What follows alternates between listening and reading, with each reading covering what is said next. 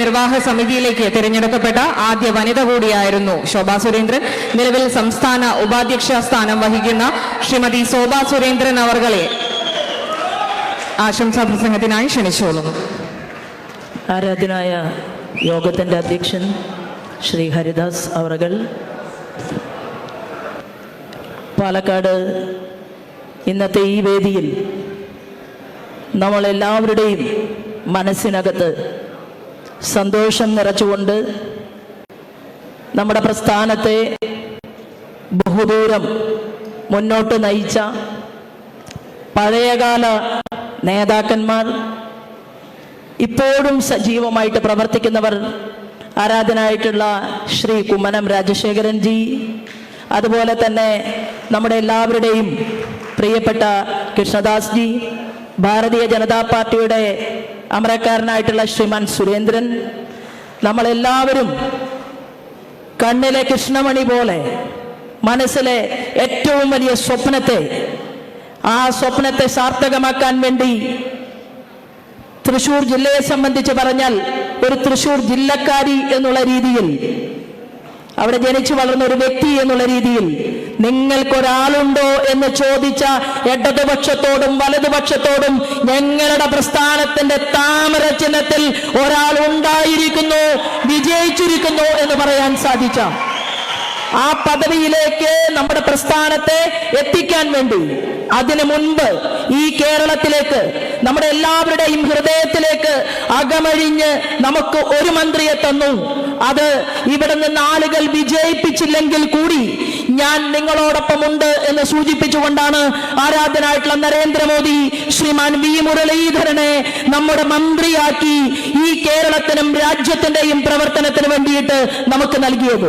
അതിനെ തുടർന്ന് നമുക്ക് കാണാൻ സാധിച്ചത് തൃശ്ശൂർ പേരൂരില് നമ്മുടെ ശക്തൻ തമ്പുരാന്റെ നാട്ടിലാണ് ആരാധനായിട്ടുള്ള ശ്രീമാൻ സുരേഷ് ഗോപി അങ്ങനെ തങ്കത്തിളക്കത്തോടുകൂടി നിങ്ങളുടെ മുന്നിൽ നിൽക്കുന്നതെങ്കിൽ ഒരു രീതിയിലും 10 പേർ നമ്മുടെ പ്രസ്ഥാനത്തെ കുറിച്ച് നല്ലത് പറയാത്ത കാലത്തും ഈ പാർട്ടിയുടെ കൊടിക്കൂറയെ പറത്തിക്കാൻ വേണ്ടി കഷ്ടപ്പെട്ട് ഓരോ പൂർവകാല പ്രവർത്തകന്മാരും പ്രവർത്തിച്ചുകൊണ്ട് മുന്നോട്ട് വരുന്ന സമയത്ത് അവരോടൊപ്പം ഒരു ക്രിസ്ത്യൻ സമൂഹത്തിൽ നിന്ന് ഒരു സാധാരണക്കാരനായിട്ടുള്ള ഒരു മനുഷ്യൻ നമ്മുടെ പാർട്ടിയുടെ പ്രസ്ഥാനത്തിന്റെ കൊടിക്കൂറ പിടിക്കാൻ ഞാനുമുണ്ട് നിങ്ങളോടൊപ്പം എന്ന് പറഞ്ഞ് ജാതിക്കും മതത്തിനും കക്ഷിക്കും രാഷ്ട്രീയത്തിനും അതീതമായി ഈ പാർട്ടിയെ ഞാൻ ഹൃദയത്തിലേക്കിയിരിക്കുന്നു എന്ന് പ്രഖ്യാപിച്ച ആ പ്രിയപ്പെട്ട ശ്രീമാൻ ജോർജ് കുര്യൻ, അദ്ദേഹം ഇന്ന് ഈ വേദിക്കകത്തിരിക്കുന്നത് വെറും നമ്മുടെ കുര്യൻജിയായിട്ടല്ല, നമ്മുടെ കേന്ദ്രമന്ത്രിയായിട്ടാണ്.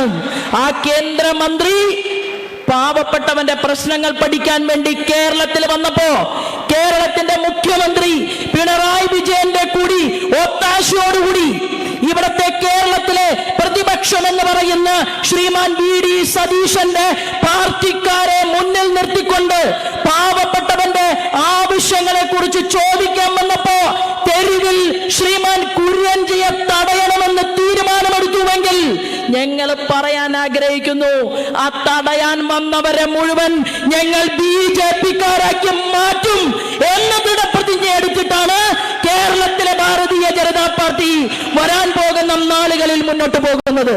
ഇവിടെ പാർലമെന്റിനെ അഭിമുഖീകരിച്ച, അസംബ്ലിയെ അഭിമുഖീകരിച്ച എന്റെ പ്രിയപ്പെട്ട സുഹൃത്ത് ശ്രീമാൻ കൃഷ്ണകുമാർ ഈ വേദിയിലുണ്ട്. ആരാധനായിട്ടുള്ള എൻ രാധാകൃഷ്ണൻജി ഉൾപ്പെടെ ഈ വേദിക്കകത്തുണ്ട്. നമ്മൾ ഇന്ന് കേരളത്തിന്റെ നിയമസഭയ്ക്കകത്ത് കാണുന്നത് ഒരു പരസ്പരമുള്ള ഒരു ധാരണയുടെ അടിസ്ഥാനത്തിലുള്ള ഒരു കളി മാത്രമാണ്. ഇന്നലെ വി ഡി സതീശൻ പറയുകയാണ്, പിണറായി വിജയനെ ചൂണ്ടിയിട്ട് എന്താണ്, നിങ്ങൾ ഒരു തമ്പുരാന്റെ റോളാണ് ഏറ്റെടുത്തിട്ടുള്ളത്. അപ്പോ മുഖ്യമന്ത്രി പിണറായി വിജയൻ പറയുകയാണ്, ചരിത്രത്തിൽ തലയ്ക്ക് താഴ്ത്താമസമുള്ള ആരെങ്കിലും വിശ്വസിക്കുമോ? ഈ പിണറായി വിജയൻ പറയുകയാണ്, ഞാൻ തമ്പുരാനല്ല, ഞാൻ ദാസനാണ് എന്നാണ് പറയുന്നത്. അപ്പൊ എന്റെ മനസ്സിനകത്തേക്ക് കടന്നു വന്നത് മോഹൻലാലിന്റെയും ശ്രീനിവാസന്റെയും ഒരു സിനിമയില് ദാസനും വിജയനും എന്ന് പറയുന്ന ഒരു കഥാപാത്രമുണ്ട്. ദാസൻ എന്തു ചെയ്താലും വിജയൻ അംഗീകരിക്കും, വിജയൻ എന്തു ചെയ്താലും ദാസനും അംഗീകരിക്കും. ആ സിനിമയിൽ പക്ഷെ മോഹൻലാലും ശ്രീനിവാസനും നന്മയുടെ പക്ഷത്താണ് നിൽക്കുന്നത്. എന്നാൽ കേരളത്തിലെ നിയമസഭയ്ക്കകത്തിരിക്കുന്ന ദാസൻ പിണറായി വിജയനാണെങ്കിലും അതിൽ വിജയൻ ശ്രീനിവാസൻ വി.ഡി. സതീശനാണെങ്കിലും മകളുടെ അമ്മായിയപ്പൻ അഴിമതി നടത്തിയാൽ പിണറായി വിജയനെ സഹായിക്കാൻ ബോൺവിറ്റ കൊടുക്കാൻ മുന്നോട്ട് വരുന്ന ആളാണ് ഈ നിയമസഭയ്ക്കകത്തുള്ള ക്യാരക്ടറായിട്ടുള്ള വി.ഡി. സതീശനെന്ന് കേരളത്തിലെ മുഴുവൻ ജനങ്ങൾക്കും അറിയാം. നിങ്ങൾ ദാസൻ മാത്രമല്ല, നിങ്ങളുടെ കൂട്ടുകാരൻ വിജയനും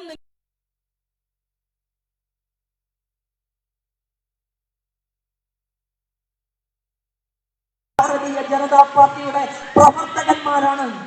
നമ്മുടെ പൂർവികന്മാർ ഈ പ്രസ്ഥാനത്തിന്റെ കൊടി പിടിച്ചത്. ഈ പ്രസ്ഥാനത്തിനകത്തേക്ക് ആളുകൾ വരുമ്പോ അവരെ നെഞ്ചിലേക്ക് സ്വീകരിച്ചത് ഒരു പ്രത്യേക ശാസ്ത്രത്തിന്റെ പ്രതിബദ്ധത കൊണ്ടാണ്. ഇവിടെ ചില മാധ്യമങ്ങളൊക്കെ പറഞ്ഞു എന്താണ് ആന്റി ഇൻകംബൻസി ഫാക്ടർ ഉണ്ട്. നരേന്ദ്രമോദിക്കെതിരായിട്ട് ആളുകൾ ചിന്തിച്ചത് കൊണ്ടാണ് പോലും നരേന്ദ്രമോദി എന്ന് പറയുന്ന ലോകമാരാധിക്കുന്ന എന്റെയും നിങ്ങളുടെയും ഏറ്റവും വലിയ സ്വപ്നം, ഈ രാജ്യത്തിന്റെ പ്രതീക്ഷയായിട്ടുള്ള നരേന്ദ്രമോദിക്ക് കുറഞ്ഞു പോയത്, എന്ത് വോട്ട് കുറഞ്ഞു പോയത് എന്ന് വരെ പറഞ്ഞ ആളുകളുണ്ട്. ഞാൻ പറയാൻ ആഗ്രഹിക്കുന്നു, അമേരിക്കയിൽ പോലും പ്രസിഡന്റ് പദവിയിൽ ഒരു തവണ ഇരുന്നതിന് ശേഷം രണ്ടാമത്തെ തവണ ആളുകളെ അഭിമുഖീകരിച്ചപ്പോ മിസ്റ്റർ ട്രംപ് തോൽവി ഏറ്റുവാങ്ങേണ്ടി വന്നു. ലോകത്തിന്റെ ചരിത്രം അതാണ്. പ്രിയപ്പെട്ടവരെ, ബ്രിട്ടനിൽ പോലും നമുക്ക് സങ്കടമുണ്ട്. നമ്മുടെ തന്നെ ഭാരതത്തിലെ ഒരു ചെറുപ്പക്കാരനാണ് മിസ്റ്റർ ഋഷി സുനക്. പക്ഷേ ആ ബ്രിട്ടനിൽ പോലും രണ്ടാമതൊരാൾ അധികാരത്തിലേക്ക് വരാൻ വേണ്ടി ശ്രമിച്ചപ്പോ, അല്ലെങ്കിൽ ആളുകളെ അഭിമുഖീകരിച്ചപ്പോ അവിടെ ഇൻകംബൻസി ഫാക്ടർ ഉണ്ടായി. ഋഷി സുനക് നമ്മൾ ദുഃഖത്തോടുകൂടി കണ്ടു. ഋഷി സുനകിന്റെ പരാജയം നമ്മൾ കണ്ടു. എന്നാൽ ഒരു തവണ ഇന്ത്യയിൽ ഏറ്റവും വലിയ സംസ്ഥാനത്തിന്റെ മുഖ്യമന്ത്രി നരേന്ദ്രമോദി, രണ്ടാമത്തെ തവണയും ഗുജറാത്തിന്റെ മുഖ്യമന്ത്രി നരേന്ദ്രമോദി, മൂന്നാമത്തെ തവണയും ഗുജറാത്തിന്റെ മുഖ്യമന്ത്രി നരേന്ദ്രമോദി, രാജ്യത്തിന്റെ ഒരു തവണ പ്രധാനമന്ത്രി നരേന്ദ്രമോദി, രണ്ടാമതും നരേന്ദ്രമോദി. രാജ്യം പറഞ്ഞു ഞങ്ങൾക്ക് ഇനിയും വേണം ഈ മനുഷ്യനെ എന്ന് പറഞ്ഞുകൊണ്ട് ഈ മൂന്നാമതും രാജ്യത്തിന്റെ പ്രധാനമന്ത്രിയായ ജനം ആക്കിയ, ഓട് പൊളിച്ചകത്ത് കടന്നതല്ല മിസ്റ്റർ വി.ഡി. സതീശൻ, ഓട് പൊളിച്ചകത്ത് കടന്നതല്ല നരേന്ദ്രമോദി. നരേന്ദ്രമോദി പറയുകയാണ് പാർലമെന്റില്, ഒരു കുട്ടി, ഞാൻ വിശദീകരിക്കുന്നില്ല, സമയം പരിമിതമാണ്, വളരെ സീനിയർ ആയിട്ടുള്ള ആളുകളാണ് ഈ വേദിയിൽ ഇരിക്കുന്നത്. മോദിജി പറയുകയാണ് 100ൽ 99 കിട്ടിയതുപോലെയാണ് രാഹുൽ ഗാന്ധിയുടെ പ്രകടനം എന്ന് പറഞ്ഞുകൊണ്ട് രാഹുൽ ഗാന്ധിയെ ചൂണ്ടി നമ്മുടെ നരേന്ദ്രമോദിജി സംസാരിച്ചപ്പോ നിങ്ങൾക്കറിയുമോ, ലല്ലു പ്രസാദ് യാദവ്, ശരത് പവാർ, മമതാ ദീദി, പിന്നെ സ്റ്റാലിൻ, പിന്നെ നിഴല് പോലെ നിന്ന് സഹായിക്കുന്ന പിണറായി വിജയൻ, ഈ രാജ്യത്ത് ഒരു ഭാഗത്ത് രാജ്യത്തെ മുന്നോട്ട് നയിക്കാൻ വേണ്ടി ശ്രീമാൻ നരേന്ദ്രമോദിയുടെ പ്രസ്ഥാനം, നമ്മുടെ പ്രസ്ഥാനം NDA ഒരു ഭാഗത്ത് നിൽക്കുമ്പോ മറുഭാഗത്ത് നിന്നത് രാഹുൽ ഗാന്ധിയുടെ പാർട്ടിയും, ഒരിക്കലും രാഹുൽ ഗാന്ധിയുടെ പാർട്ടിയുടെ ആശയത്തെ അംഗീകരിക്കില്ല എന്ന് പറഞ്ഞ പ്രാദേശിക പാർട്ടികളും എല്ലാവരും ഒരുമിച്ച് കൂടിയിട്ടാണ് ഇന്ന് ഇന്ത്യൻ പാർലമെന്റിൽ ഒരു പ്രതിപക്ഷത്തിന്റെ റോൾ ഏറ്റെടുത്തിട്ടുള്ളതെങ്കിൽ നരേന്ദ്രമോദിജി പറഞ്ഞ എന്താണെന്ന് അറിയുമോ? പ്രതിപക്ഷം ശക്തമാവണം. പ്രതിപക്ഷം ശക്തമാവുന്നത് രാഹുൽ ഗാന്ധിക്ക് ടൂർ പോകാൻ വേണ്ടിയിട്ടല്ല. പ്രതിപക്ഷം ശക്തമാകുന്നതോ, പ്രതിപക്ഷം നരേന്ദ്രമോദിയുടെ മുഖത്ത് നോക്കിക്കൊണ്ട് വിരൽ ചൂണ്ടുന്നതോ ഈ രാജ്യത്തെ അമ്മമാർക്ക് സൗകര്യങ്ങൾ ഉണ്ടാക്കണമെന്ന് ആവശ്യപ്പെട്ടിട്ടല്ല. പ്രതിപക്ഷം കെജ്രിവാൾ ഉൾപ്പെടെയുള്ള ആളുകൾ ഇന്ത്യയുടെ പ്രധാനമന്ത്രിയുടെ മുഖത്ത് നോക്കിക്കൊണ്ട് നിങ്ങൾ ചോദ്യങ്ങൾ ഉന്നയിക്കുന്നത് നിങ്ങൾക്ക് ജയിലിനകത്ത് പോകാതിരിക്കാൻ വേണ്ടിയാണ് നിങ്ങൾ ഇന്ത്യ സഖ്യം ഈ രാജ്യത്തിന്റെ മുന്നിൽ കൊണ്ടുവന്നിട്ടുള്ളതെങ്കിൽ ആ സഖ്യത്തിന്റെ ഏറ്റവും അവസാനത്തിന്റെ കത്തിപ്പടരലാണ് ഇന്ന് നമ്മൾ ഈ രാജ്യത്തിനകത്ത് കാണുന്നതെങ്കിൽ ഇതൊന്നും ചിന്തിക്കാതെ ഇന്ത്യയുടെ പ്രധാനമന്ത്രി ലോകരാജ്യത്തേക്ക് യാത്ര ചെയ്യുകയാണ്. എന്തിനാണ് അദ്ദേഹം ലോകരാജ്യത്തേക്ക് യാത്ര ചെയ്യുന്നത്? എനിക്കും നിങ്ങൾക്കും, ഈ ഭാരതത്തിലെ മുഴുവൻ മനുഷ്യർക്കും, മുസ്ലിം എന്നോ ക്രിസ്ത്യൻ എന്നോ ഹിന്ദു എന്നോ ഒരു വ്യത്യസ്ത സ്വസ്ഥതയുമില്ലാതെ ഈ രാജ്യത്തെ മുഴുവൻ മനുഷ്യരെയും ലോകത്തിന്റെ നെറുകയിലേക്ക് എത്തിക്കാൻ പഴയ നരേന്ദ്രൻ പറഞ്ഞതുപോലെ അഭിനവ നരേന്ദ്രൻ പ്രതിജ്ഞാബദ്ധനായിട്ട് യാത്ര ചെയ്തുകൊണ്ടിരിക്കുകയാണ്. അവിടെയാണ് പാലക്കാട് ഞാനും നിങ്ങളും ഒരുമിച്ച് കൂടിയിട്ടുള്ളത്. പല മാധ്യമങ്ങളും ചോദിക്കുന്നുണ്ട്, ആരാണ് പാലക്കാടിലെ സ്ഥാനാർത്ഥി? ഞാൻ പറയാൻ ആഗ്രഹിക്കുന്നു, സ്ഥാനാർത്ഥി ആരുമാകട്ടെ, സ്ഥാനാർത്ഥി ആരുമാകട്ടെ, ഇവിടെ ഇരിക്കുന്ന നിങ്ങളുടെയും എന്റെയും ചുമതല, ഇവിടെ ഇരിക്കുന്ന ഈ 2 മന്ത്രിമാർ ഉൾപ്പെടെയുള്ളവർ നമ്മളോടൊപ്പം നിന്നുകൊണ്ട് പറയും, താമര ചിഹ്നത്തിൽ ആര് നിന്നാലും പാലക്കാട് നിന്ന് വിജയിക്കണം. ആ പ്രതിബദ്ധത ഏറ്റെടുത്തുകൊണ്ടാണ് നമ്മൾ കേരളത്തിന്റെ മുന്നിൽ നമ്മൾ ഇന്നൊരുക്കിയിട്ടുള്ള ഈ ഗ്രൗണ്ട് ഉണ്ടല്ലോ, ഈ ഗ്രൗണ്ടില് 1-ാം തരം ബാറ്റ്സ്മാൻമാരുണ്ട്, നല്ല ബൗളർമാരുണ്ട്, നല്ല ഗ്രൗണ്ട് ഉണ്ട്, എല്ലാം സജ്ജമായി കഴിഞ്ഞിട്ടുണ്ട്. സെഞ്ചുറി അടിക്കാനുള്ള തീരുമാനം, ആ തീരുമാനം ഏറ്റെടുത്തുകൊണ്ടായിരിക്കണം ഈ കളിക്കളത്തിൽ ഞാനും നിങ്ങളും മുന്നോട്ട് പോകേണ്ടത് എന്ന് മാത്രം സൂചിപ്പിക്കാനായിട്ടാണ് ഞാൻ ഈ അവസരത്തെ ഉപയോഗപ്പെടുത്തുന്നത്. നിങ്ങളാണ് കരുത്ത്. ഈ മുകളിൽ ഇരിക്കുന്നവരും താഴെ ഇരിക്കുന്നവരും തമ്മിൽ ഒരു വ്യത്യാസവുമില്ല. നിങ്ങൾ 15 കൊല്ലം പണിയെടുത്തില്ലേ? നിങ്ങൾ 25 കൊല്ലം പണിയെടുത്തു. നിങ്ങൾ 30 വർഷം പണിയെടുത്തു. 40-ഉം 45-ഉം 50 വർഷം പണിയെടുത്ത ആളുകൾ ഇവിടെയുണ്ട്. എന്താണ് അതിനർത്ഥം? എല്ലാവരും നമ്മുടെ ഈ പ്രസ്ഥാനത്തിന്റെ വളർച്ചയാണ് ആഗ്രഹിക്കുന്നതെങ്കിൽ ആ വളർച്ചയുടെ കേളികൊട്ട് അത് കേരളത്തിന്റെ മണ്ണിൽ തുടങ്ങിക്കഴിഞ്ഞു. അതിന്റെ കേളികൊട്ട് തുടങ്ങിക്കഴിഞ്ഞാൽ നിയമസഭയ്ക്കകത്ത് കേരളത്തിന്റെ മുഖ്യമന്ത്രി പിണറായി വിജയന്റെ മുന്നിൽ എണീറ്റു നിന്നുകൊണ്ട് പാലക്കാടിലെ പാവപ്പെട്ടവർക്ക് വേണ്ടി ചോദ്യം ഉന്നയിക്കാൻ ഭാരതീയ ജനതാ പാർട്ടിയുടെ MLA ഉണ്ടാകും. അത് ഉണ്ടാക്കണമെന്നുള്ളതാണ് എന്റെയും നിങ്ങളുടെയും അടുത്ത കർമ്മ പരിപാടി. അതിനാണ് 2 ജ്യേഷ്ഠ സഹോദരന്മാർ മന്ത്രിമാരായി നമ്മളോടൊപ്പമുള്ളത്.